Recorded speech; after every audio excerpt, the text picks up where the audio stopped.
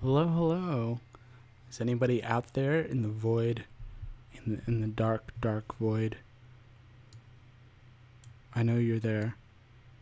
I know you're there waiting and watching and hoping and praying.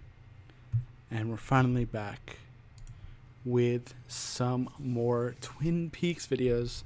Feels like forever. Uh, Nice to see you guys again. It's been such a long time, I feel like, since I did a Twin Peaks video. I felt like if I was going to come back and do some, it would definitely be for David Bowie.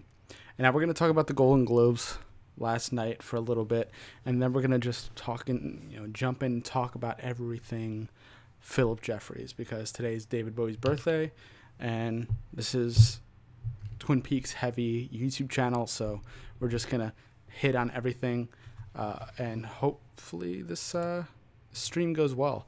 Let me guys know how everything sounds and looks to you. Hopefully everything is okay.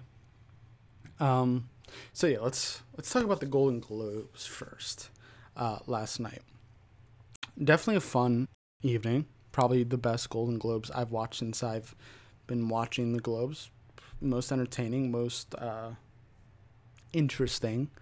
The whole Time's Up thing is extraordinary to me. And it was just so fascinating to watch. And, props to all those ladies for really, sticking to their convictions and to what's right. So we'll do the good news first. Laura Dern won a Golden Globe for, I believe, Big Little Lies. Wasn't for Twin Peaks, but our Laura Dern still got something, which was really cool.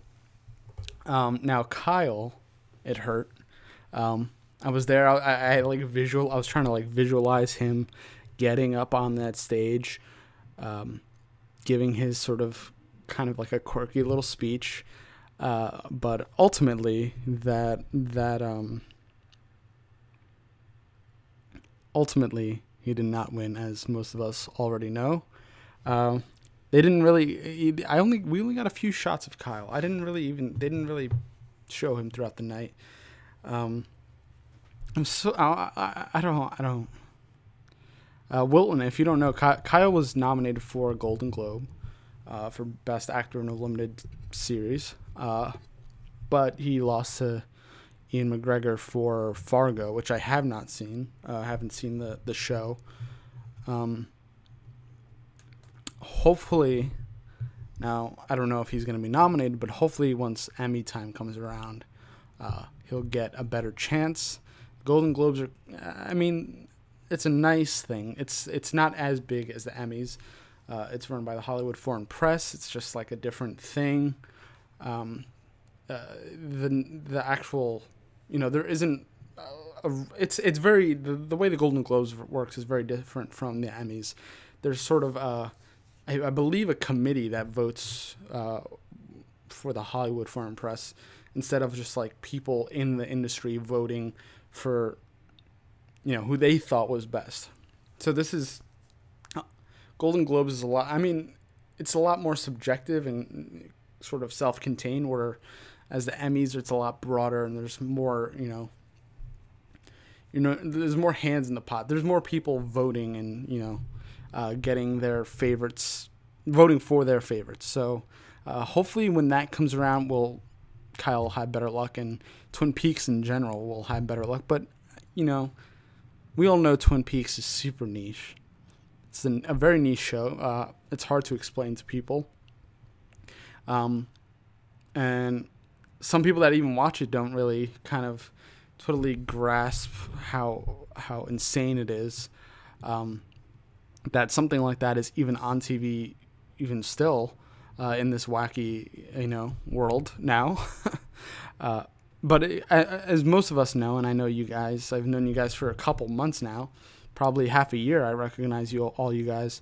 Twin Peaks is just the community is so strong, and when people really get into Twin Peaks. They get into it. It's part of their life. It's part of their livelihood. Twin Peaks, people watch Twin Peaks when they're sad, when they're happy, when they're pretty much any mood whatsoever. People are watching Twin Peaks, which makes it a great show. And it's just, all shows have their sort of fandoms. There's all other niche shows that weren't given the proper time and were canceled too soon and stuff like that. And Twin Peaks is like that, but this is a fandom that has endured 25 years of nothing, really. Just like little things here and there. David Lynch at one point saying that Twin Peaks is a doornail, I believe. So this fandom community has endured a lot, has been through a lot. And, even in 2018 now, it still has, it's still very niche. You have the original audience and people like me who have come in the last couple of years. But it's a big audience, but it's just so, fragmented. I don't really understand it. It feels like it has a lot. You see the pop-up shops doing pretty well. I don't know how the DVD Blu-ray releases for The Return have done.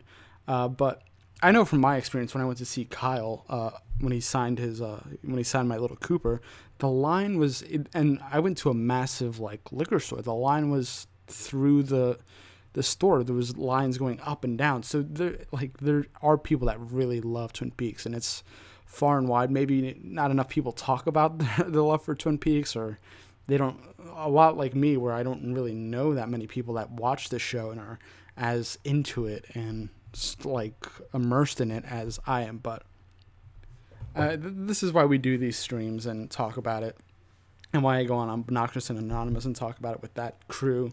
It's just a lot of fun, and we try to build it up ourselves. This is, the show's one thing, but the community is just so much, at this point, it's just so much bigger than the actual show itself, which is amazing. Any show would be lucky to have a community like this. And I like Doctor Who. I like a lot of the other big nerdy shows, but those are almost too broad to really have this sort of tight-knit community. You see somebody with a Doctor Who shirt, it's like, oh, cool, hey, I love the new episodes, but you see somebody with a Twin Peaks shirt, and it's like, you get the weird vibes, and it's really cool. It's like some people get excited, it's like a brother or sister. I went to a dinner the other day, and I was wearing my Who Killed Laura Palmer t-shirt, and people I'm wearing a lot of nerdy t-shirts, but the only time I ever get real people shouting across a room is when I'm wearing a Twin Peaks t-shirt, and that's the coolest thing, because I'm I know who I can talk to if this party or whatever is lame. I'll just go there and we'll just nerd out about Twin Peaks, and then new friend arises. But it's very few and far between. That's why you have to that's kind of why merch exists. So you could, it's like a flag almost, hey, look, I'm cool to talk to. We could talk about this. Just kind of a really easy way to break the ice, especially if you're hanging out, going to a bar or a party or something. But I just wanted to give some gratitude to the Twin Peaks community, because, it was tough to see Kyle not get the Globe. I felt a little heartbroken. I know it's not everything. It's just an award, and Kyle's he's a cool dude. He's very humble. And, we all know how talented he is. He was nominated after all. It would just be cool to have something an award for Twin Peaks.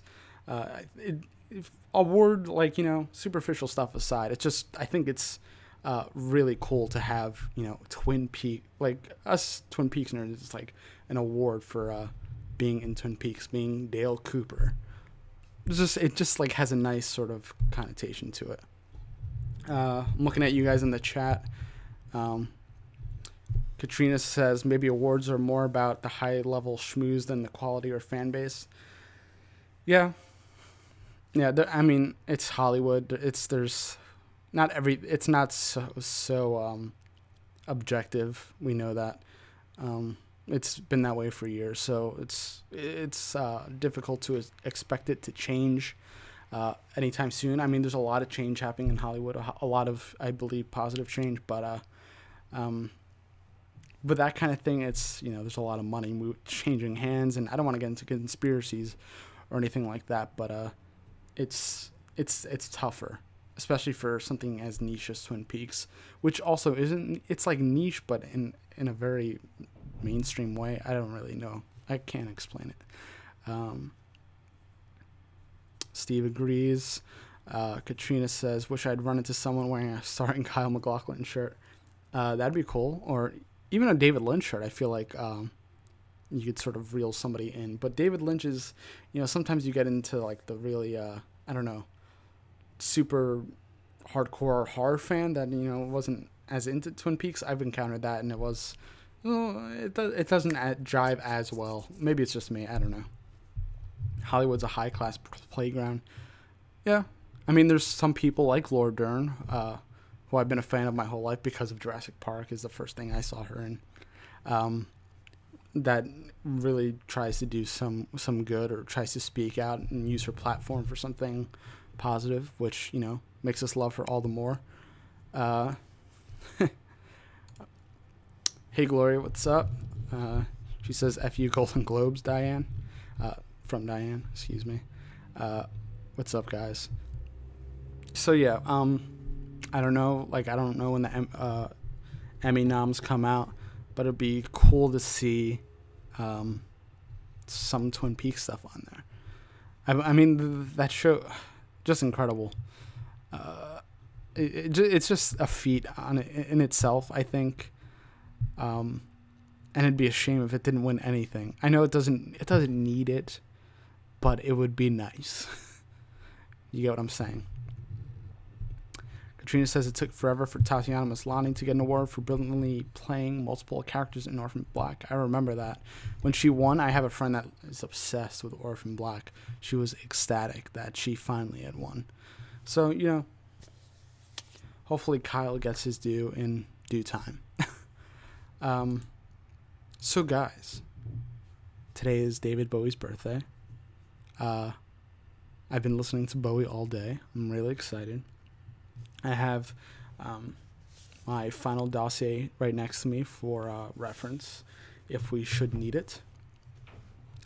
But I just wanted to start this stream, actually, with people just basically drop your questions about what are you curious about when it comes to Jeffries. Just shoot them out in the chat, and we'll just go through it and dive into these questions, because I feel like there's still so much on the table when it comes to Jeffries. And if they do season 4 or a movie or whatever, I feel like we'll get a lot more, hopefully. Unfortunately, without Bowie. But the whole thing with him not being being kind of embarrassed about his accent throws me for a loop, because I feel like he did fantastic. But I don't know. It would have been cool to see him more. I thought I was hoping till the end of The Return that he was gonna show up or something, and then they gave us that scene from Fire Walk with Me, which was pretty cool. But I was really hoping to see something new of Bowie, because they had Catherine Coulson. So I figured maybe David took his Hasselblad and filmed something with Bowie, sort of low key, which would have been cool. But I guess Bowie just wasn't into it, unfortunately, which is fine. I mean, he was dealing with a lot heavier stuff, I imagine, and finishing Lazarus and whatnot, Black Star Lazarus, which I love that album. Still, it breaks my heart to listen to it, but I love it. Okay, let's start with Wilton. Good point out of the gate. Okay, he says, Phillip Jeffries. My take, he is a double agent for both lodges. I could see that. He is the balance maker, because we know there needs to be a balance, of course. And I think, you're probably right about this. Phillip Jeffries made the ultimate sacrifice so he could bring balance to the Force. Maybe working with Mr. C and Cooper to sort of negate or balance out each other. I could totally see him being a double agent in that sense, because FBI agents are about protecting, sort of ideally the ultimate good, protecting people, saving lives, and all this stuff. And we know Cooper is all about that. He's a noble guy, and he wants to pretty much save anyone he can, I guess. And he's upset when he can, especially in Caroline's case, and we know that kind of destroys him when he enters the Black Lodge at the end of season 2. That whole Caroline thing just kind of breaks him.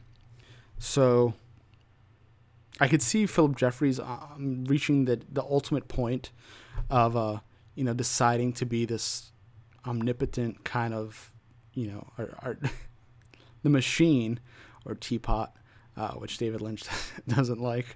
But I could see him being in a place where he made a choice to basically live on the fence and help both sides to achieve this balance, this equality between light and dark forces and everything in between, I guess. And the in between is important because there are, as we see in Twin Peaks a lot, there's a lot of blurred lines. There's people that you love to hate and you hate to love and kind of thing. So it's tough. And I agree with you, Wilton. I think he, in one sense or another, he does work for both sides. Steve says, with Jeffries, I always wonder at what point in his timeline does he appear in Fire Walk with Me, because he seems to have already met Mr. C. That's a good point. I was thinking about that too. He already knows about the doppelganger, so I'm assuming it's sometime after season 2. I wonder how long the doppelganger stayed looking like FBI Detective Cooper before he went on this sort of, hair metal rocker kind of look, grungy kind of look. Because he definitely would. I mean, you could recognize Cooper anyway, but he would be a lot more recognizable in his FBI uniform. So that's something I wonder as well. Who do you think that is there?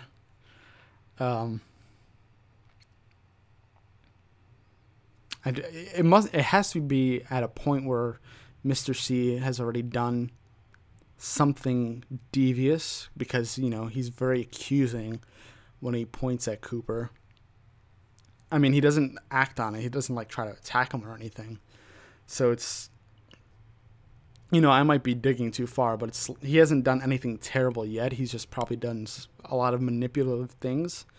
So I'm guessing, I guess, sometime after season 2. That's the best guess I can give. But again, Jeffries is everywhere at the same time. I feel like he's all over time. He's everywhere at once. I mean, now he is as the machine or the teapot. I'm just going to refer to it as a machine. He's outside of time, as we know. And he was in his corporeal form. He it damaged him though. As we saw in the Buenos Aires thing, he was in pain when he transported. He was screaming. So it can't not be a pleasant experience. Especially if he was vanishing like snap of the finger. It's interesting why he screams once he apparates or reapparates. Katrina's question is, what happened between Jeffries and Mr. C in Buenos Aires? I want to... we know Mr. C was trying to rise to the top. He became like a drug kingpin type. So I'm sure we know Jeffries knows Cooper to an extent. So I'm sure he wasn't totally aware at first that Cooper was Mr. C. So maybe, there was some kind of altercation there that went down. I'm not sure, but I feel like there's Mr. C probably just went straight down the dark path and colluded with Phillip Jeffries, and Jeffries maybe had a line in the sand that, his internal morality was like, I'm not going to cross this line to get to my point, and Mr. C didn't care, and so that might have caused some tension between them. That's just my theory. There's really so little to go off of, but that's just my idea of what happened, maybe. And I know that's a very vague sort of theory explanation. Wilton says love happened.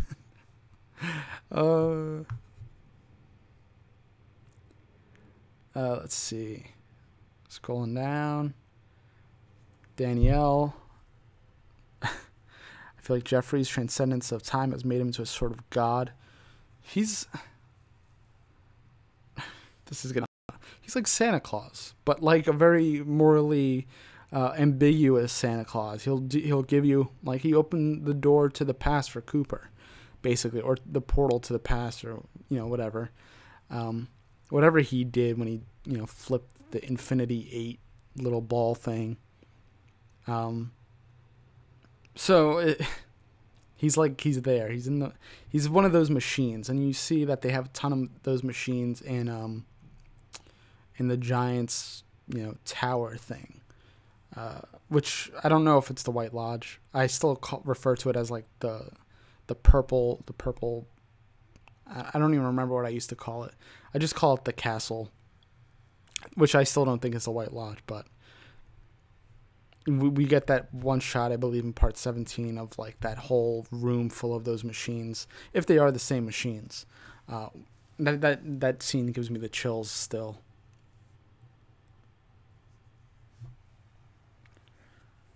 Steve says, of course he's God, he's Bowie.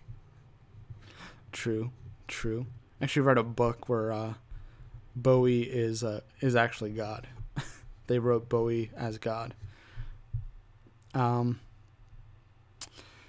says he still looked like Coop when he raped Diane. It was 25 years after. Yeah, that's true. 2.5, I believe. 2.5 years later, not 25. I know. I mean, he still looked like Cooper as Mr. C, but, he looks a lot hard, and he doesn't look, his face isn't kind, his eyes are vacant. So I feel like if anybody with some sort of intuition would know something's wrong, especially if you have this, not happy-go-lucky, but this very boyish guy just lose that light in his eye almost within a week. But it's really interesting. It would have been cool to see Kyle play Mr. C as a younger guy, because I feel like Kyle had a boyish look when he was young. Now that he's older, it was a little bit easier. He looks, he's older. But as a younger Kyle, I don't think Mr. C would have been as intimidating without a seasoned Kyle MacLachlan, a seasoned actor. Which is what makes that performance so much better. You just imagine Kyle in the 90s trying to do Mr. C, and I don't know if it works. Cooper's very young still. And then 25 years passes, and it just, it wears on you. I mean, Kyle still looks fantastic. And he's still perfect as Cooper. He turns on the charm and the boyishness and you just love him, especially when he snaps that "I am the FBI" scene. Your heart flutters a little bit, but I don't see him playing Mr. C really as hardcore as it was as a younger Kyle. So, my stream might have stopped. Maybe not. Okay. I think we had a little bit of a hiccup there for a second. So yeah. Let's see. Katrina says Jeffries was already disincorporated, but Mr. C is still to some degree mortal. Is that the evolution Mr. C was looking for? I think so. Because he still had to answer to the Black Lodge, as we saw, I believe, in part 3. But I do believe he was going to try to see how Jeffries reached this immortality, basically, which, you know, could have been the complete motive for Bob or the doppelganger, just immortality, not being tethered or basically tethered to the lodge, basically, because, you know, ultimate fear of everything is death. So one way to beat death is to, you know, stand outside of it, be immortal, and Jeffries achieved that, it seemed like.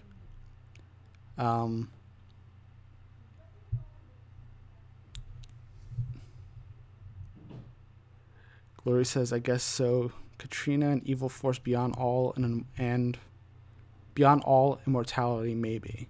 Seems like it. Woolen says, I don't think that looks like something Bob would want.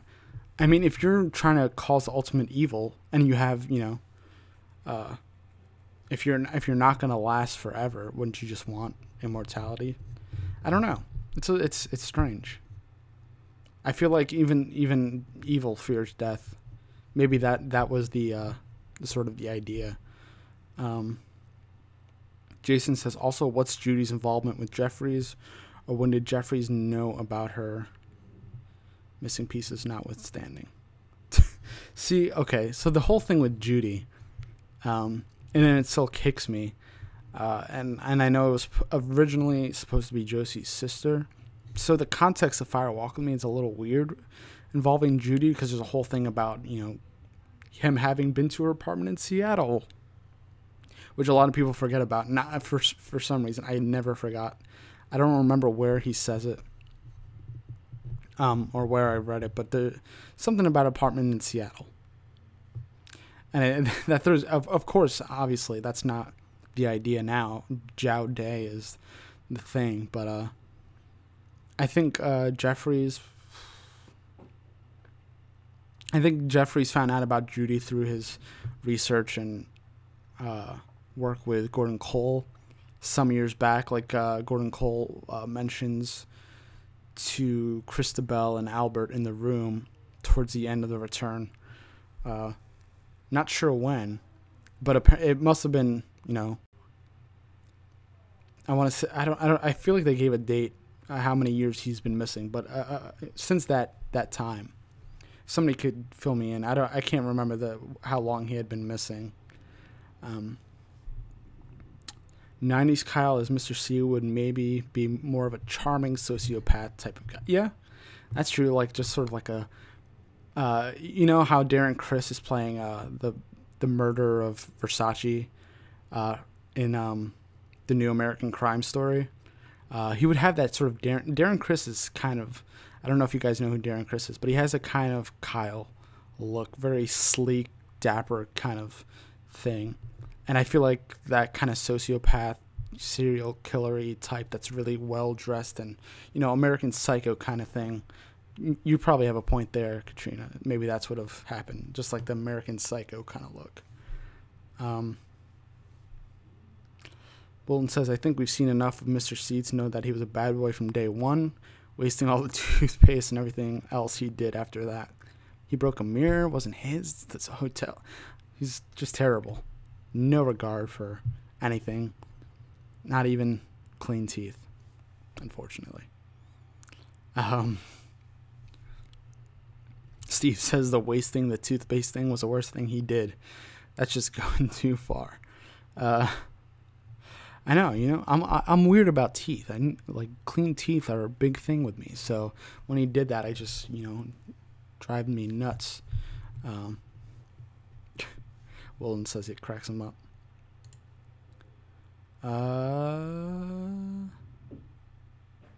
Let's see. Bolton says, I am Bob. I am so very bad. I will show you ugly man in the mirror. Grr, all toothpaste gone. Oh, Cameron's here. What's up? 2 years. Okay, so Phillip was missing 2 years. Okay, Norman gives us a little background. Phillip Jeffries reappeared in 1989 in the movie. He had been long lost in 1989 or 1988. Just remembered as 1988 in the movie and 1989 in the season 3 recall. Right, they kind of retconned that, fixed it. 1989 in the feature, 1988 in the script, Cameron says. So 2 years, pretty much. Yeah, 2 years. So 2 years before that. That's the answer for how long he had been officially missing, which I'm guessing he was on started the Judy case, and then who knows how long he was lost in time and could not find his way back, or become unstuck in time. So who knows how long he was just like in the the nether realm, trying to find Judy or chasing Judy. Which, if Cooper isn't sort of the same state as Phillip Jeffries, if he's going down that line, which I don't know if he is. I feel like maybe Phillip Jeffries played with a little bit. Cooper's the magician now, and I don't know if Cooper's messing with all the same things Jeffries did, but if he is, maybe in season 4 we see a Cooper that's also unstuck in time. And we get the what year is it scene, so he might that might be the beginning of that sort of Phillip Jeffries kind of thing. Phillip Jeffries might have tried that the first time, and had the same kind of what year is it kind of thing, where maybe he didn't do it the right way, something. But who knows what Phillip Jeffries wanted to catch Judy. Who knows if he had some ulterior motive, if he did something for himself. Maybe he also wanted immortality, or to transcend time in some way. We don't really have that information yet. Cameron's saying 1989 in the script, 1988 in the theatrical release. So there you go. It's 2 years either way.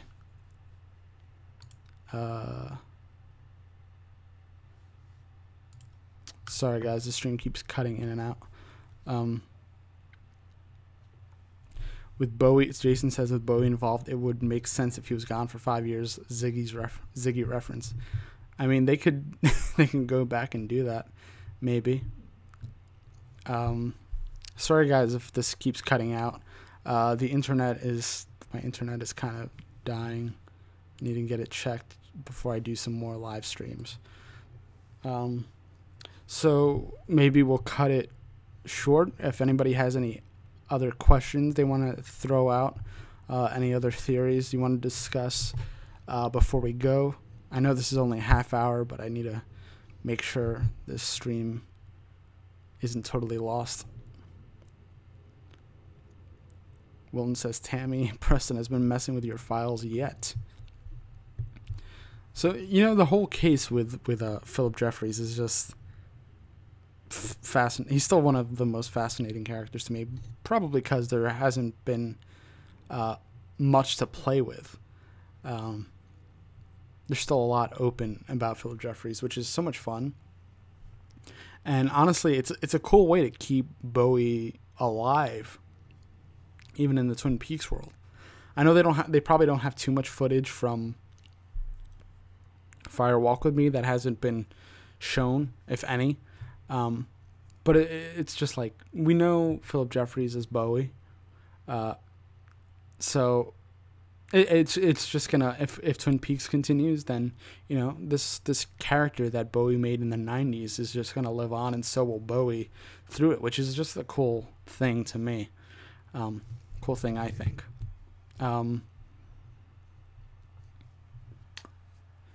Gloria says, what's your ideas about how he went to a machine? Electricity.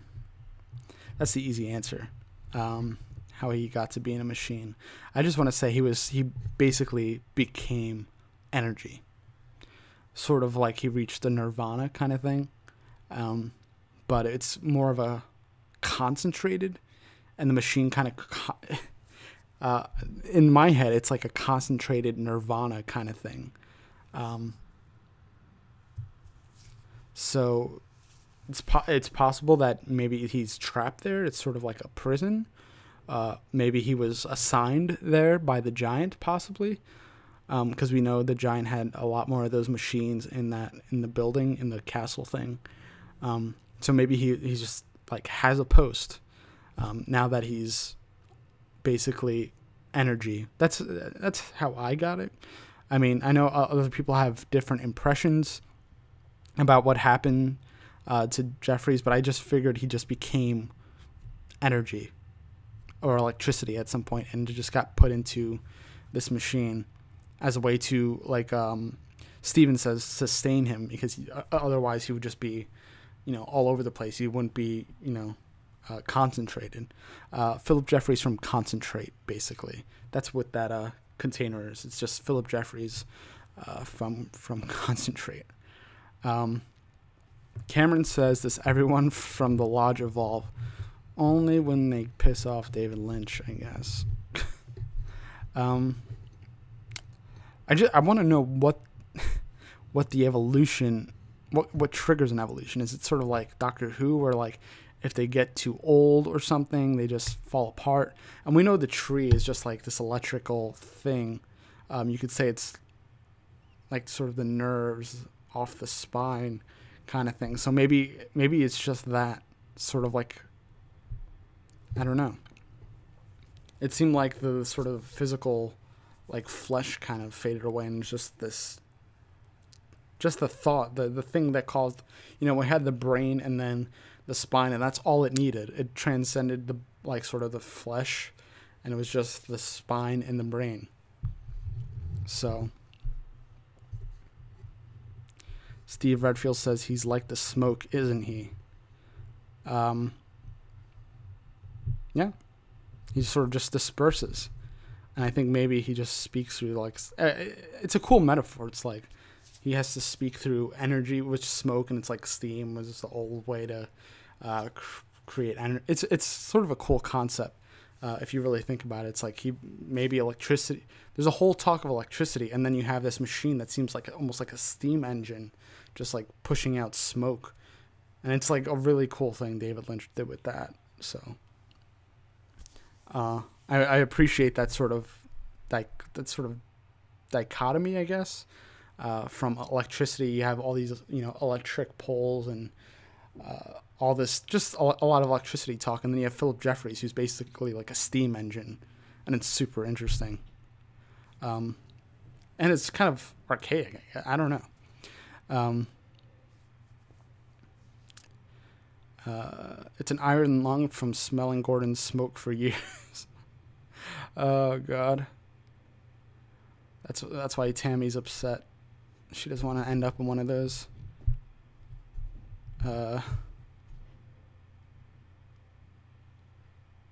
Jason says Lynch does like industrial imagery filtered through dreamlike surrealism. Yep, that's like his wheelhouse. I forgot what documentary it is, but he's just going to these old abandoned factories and just photographing things. And if like some art student went and photographed the same things in very much the same way, they'd be like, what the hell is this? This is just a pipe. But the fact that David Lynch did it makes it a whole new thing.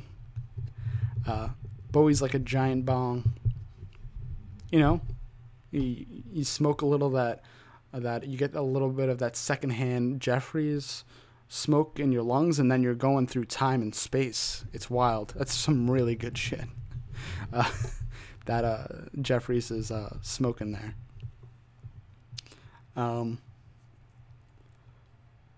Jason says we've had quite a few hits, Steve. How awesome getting a Bowie bong and getting literally high on like his energy, his essence. His essence is so strong that it transports you through time and space. Amazing. Katrina says, I just picture Lynch after Bowie died trying to figure out how to do this and meditating, and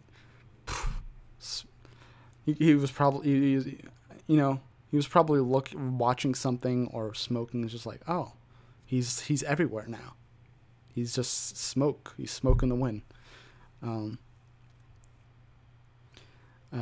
Gloria says, anyway, we can congratulate Lynch for his ideas on how to replace missing actors. He literally ripped the spine out of him and made that the character, the evolution. You know, doesn't need the body, just the brain and the spine.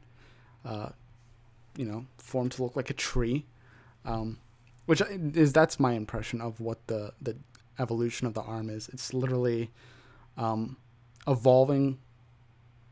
And I believe this is sort of I think it's a Buddhist thing where like you just don't need physical form. I mean, the brain and the spine are still physical things, but that's all that's required. Just the brain, the mind, the thoughts, all that stuff. The flesh is not as important. David Lynch was transparent enough to tell us that he's not a teapot. That cracked me up that he actually said that. He had to come out and say that.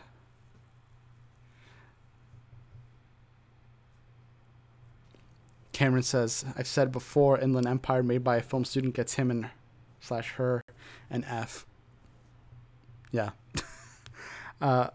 It's the David Lynch touch. It makes it kind of, he's, you know, I give him credit for still being like a film school student at heart. He approaches it with that kind of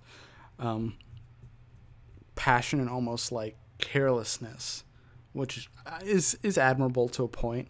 Until you think, you know, if I gave like my 15-year-old self that same camera and all these people to play with, I probably could make something of comparable quality. So take it as you will.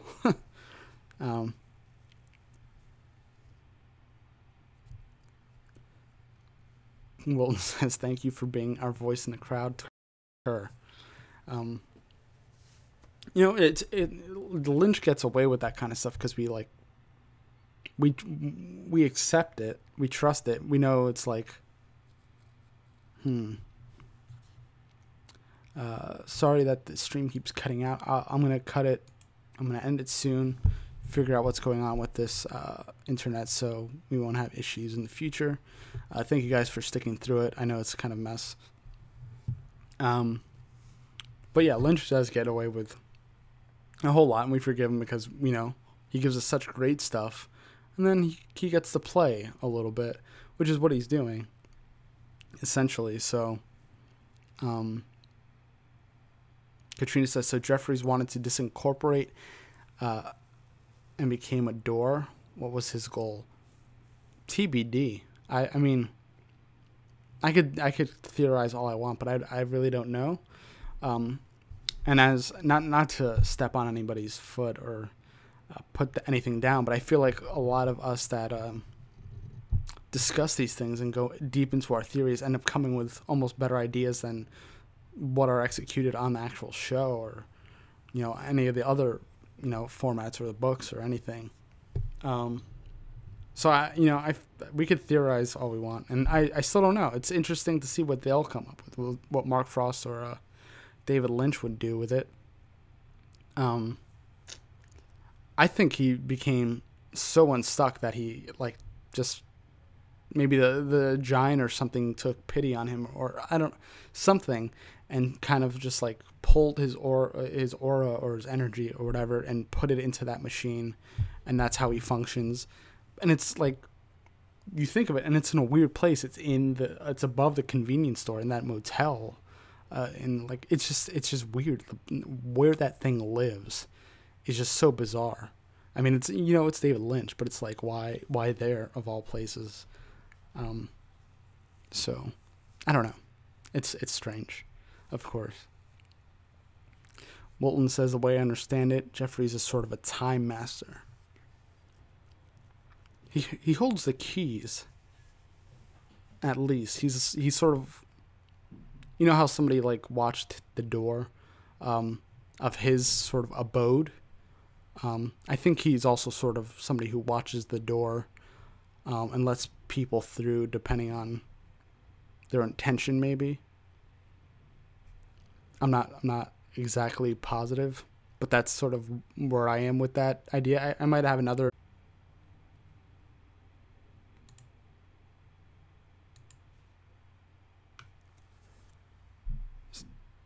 Sorry, guys. The connection's really bad. I apologize. Um,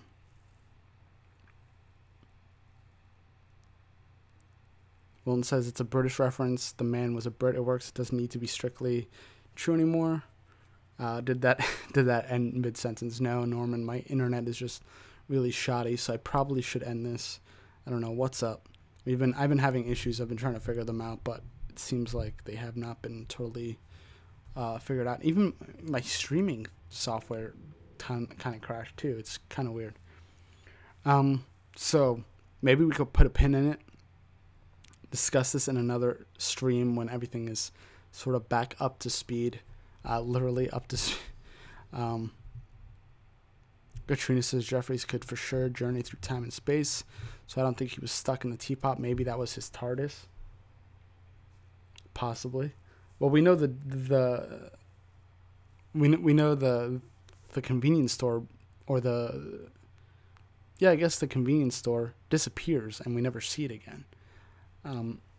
After so could be a time traveling convenience store. Could be very much Doctor Who-esque. Who knows, really?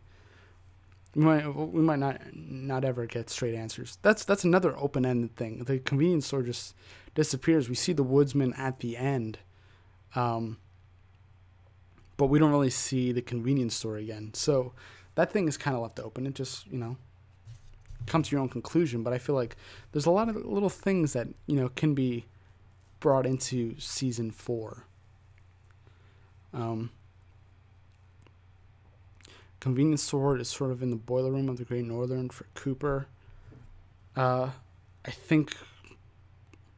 See, this is the whole thing with doors. He opens the door, goes through that hallway, and then ends up in the convenience store. It's really strange. There's a lot of, especially towards the end, there's a lot of door things. A lot of doors opening and closing. And even Jeffrey says, I'll open that for you. Another door. Like, there's just a lot of things opening and closing and traveling through doorways and hallways. And it's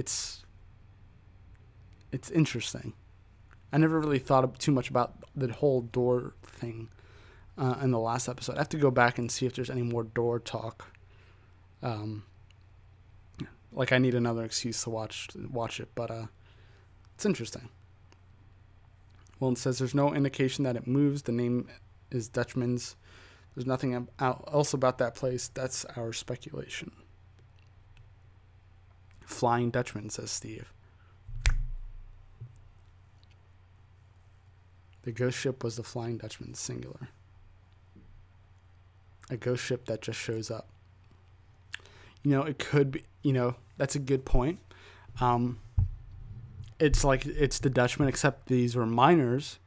That was their sort of place where they went through and conducted. It was kind of like their ship, maybe. It's kind of reaching a little bit, but there's probably something there. And we know the woodsmen live in it, and they're essentially ghosts. So that kind of rounds them out just a little bit.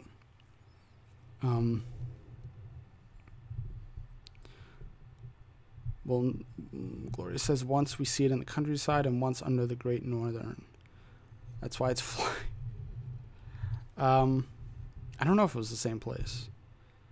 That whole convenience store thing, for me, I can't totally keep track of it. It's super, like, I have to rewatch it and catch, sort of take notes of the scenes and where it's shown, because it's super interesting.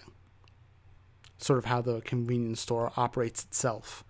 And there's so much that happens there. I mean, we have the whole motel, and just imagine what's going on in each of those rooms. I'm assuming something very crazy and different. But Cooper goes to the specific room to find Phillip Jeffries. So just imagine what's going on in those other rooms. We're getting close to, Steve says portals. Oh yeah. I just thinking about what might be going on in those other rooms just makes you is enough to make you crazy. Willen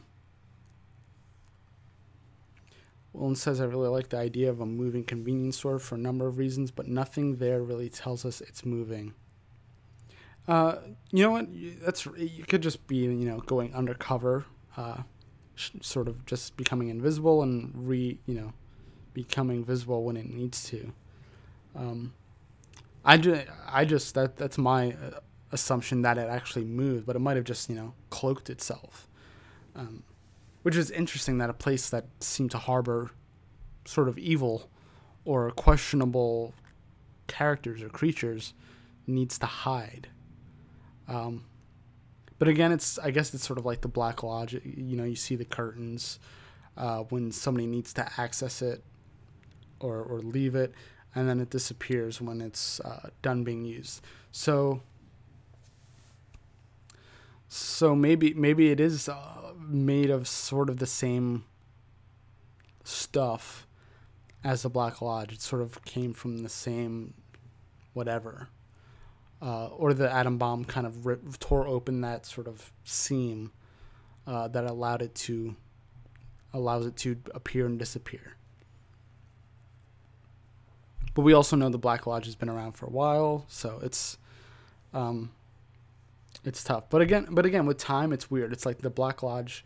I mean, the atom bomb drops, it tears open a seam. Does this allow those creatures to go? That's sort of the origin of all these places. Let's just say, let's just sort of go with the idea that the atom bomb is the origin of all this. It opens the convenience store. It rips open like sort of just like a seam in a space, and it allows the occupants of the convenience store to access our world and the Black Lodge and the White Lodge.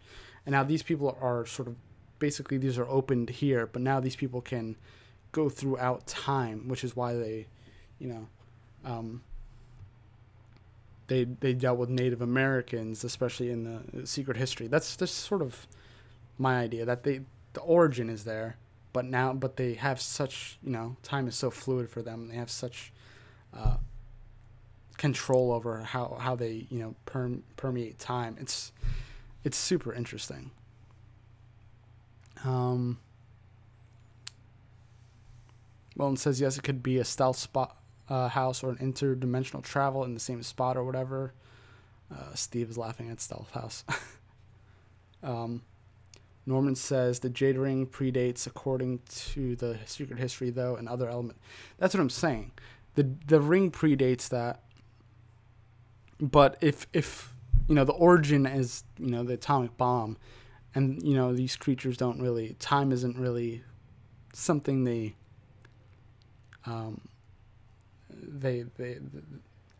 isn't something that it's not linear for them. So if that created the ripple, they could just move freely throughout time. What's saying they wouldn't go to the past and mess with that? That's just a theory I'm having. I know the ring is, predated that, and probably access to the Black Lodge with it. But it's almost like, okay, let's say time is sort of just, I don't want to say a loop, but it's all on a plane. It's all happening at the same time. So you have all of time, every minute of everything that's ever going to be is happening right now. The atom bomb happens here, and that's atrocious thing. And this atom bomb happening here, and we have the past here. These guys can basically just walk on a rope and just get here, or get to the future, or get anywhere. So that's why I'm thinking maybe it doesn't really matter about where the Jade Ring starts, because they could have just hopped around time, whichever.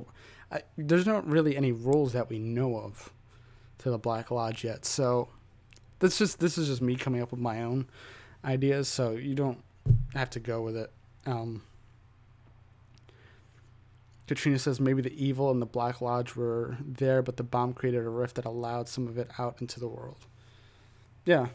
I mean, yeah, I think that's what happened also. It definitely ripped something. I mean, we had basically it allowed Judy to come through, essentially, and Judy created Bob.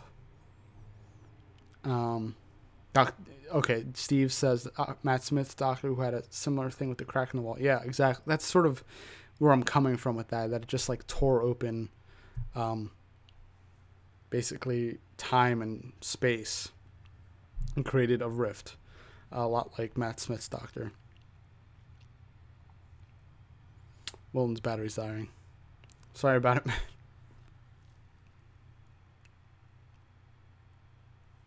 So it's just, we could talk about it all the time. All right, guys, drop in your final questions, and I'm going to cut this one a little bit under an hour because I don't know how many more times my internet's going to cut in and out, and I don't want you guys just hanging on for me. So yeah, this was a cool conversation. See, I love going into sort of everybody's theories about how things work in this universe, because I don't think we're ever going to get a straight answer. I don't know if Mark Frost or David Lynch know how it works. They might they'll probably never share it, but it's definitely fun coming up with our own, and sometimes we come up with really cool stuff. So that's why I miss kind of doing these Twin Peaks videos, because we could just deep dive in sort of the inner workings of the characters and sort of what happens in Twin Peaks world and how things work in sort of logical sense. Wilton says he's been watching Dark, highly inspired by Twin Peaks. He says, to politely say, they copy it shamelessly and proud. I started it, but I fell asleep. Katrina says Bowie's son, Man-Made Moon, at Man-Made Moon, started a Twitter book club of Bowie's favorite books. I know, I actually followed it. I forgot, somebody tweeted about it or posted on Instagram about it, and I followed it, so I'm excited to check those out. Wilton says they have their own Sarah Palmer crying scene, for instance. Oh, oy vey. I mean, I feel like Twin Peaks would do brilliantly on Netflix today. But, they cut the deal with Showtime. I mean, if Showtime doesn't figure something out, Netflix might still snatch it up. Who knows? All right, guys. So I'm going to leave you there. For those of you that haven't contributed to Cameron's Queen of Hearts Indiegogo, go do that, of course. I'm not sure how many days it has left, but I believe it's a little bit under 2 weeks. So go check that out. Subscribe here if you're not subscribed already, because I love seeing new people join the crew. It's a lot of fun.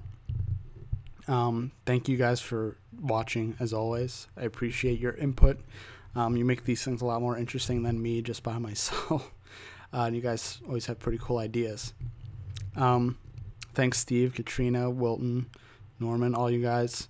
You know who you are. I recognize you all by now.